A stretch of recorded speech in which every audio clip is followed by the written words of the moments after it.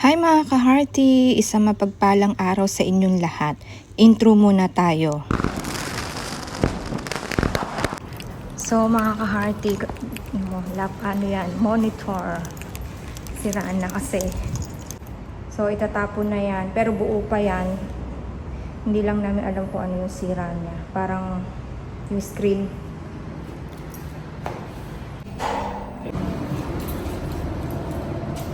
Just slowly. Ayun, yun na siya, sa loob na siya. May moon na, anong oras pa lang? 7. Ayan. Tapos dito sa kabila may araw pa. Ayan o, yung sun. Oh. Maaraw pa. So, ayun yung moon. Ayan si Cotton. Ayun yung moon. Laki. Ayun. Tapos yung araw dito. Yung moon nandoon. Ano ang ibig sabihin niya? May araw at may moon.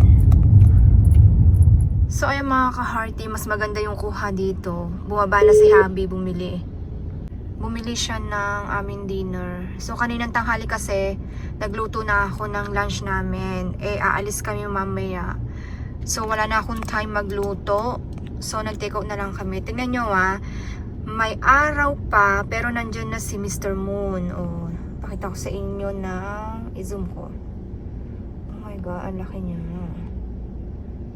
Nabubuo na siya, oh. Hindi pa siya masyadong buong buo. Oops, wala na. So, nandyan pa si Mr. Golden Sun, pero lumabas na si Mr. Moon. O nakikita nyo naman 'di ba mga ka-hearty na may araw pa.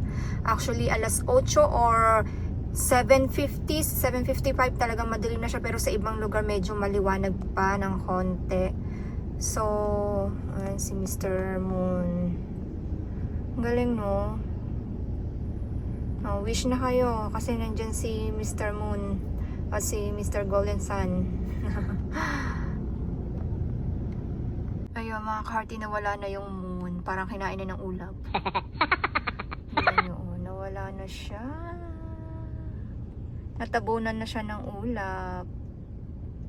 Oh, diba? Zoom yan, naka-zoom. So, pagka ginanon ko, hindi na siya masyadong kita. Kasi nga, natabunan na siya ng ulap.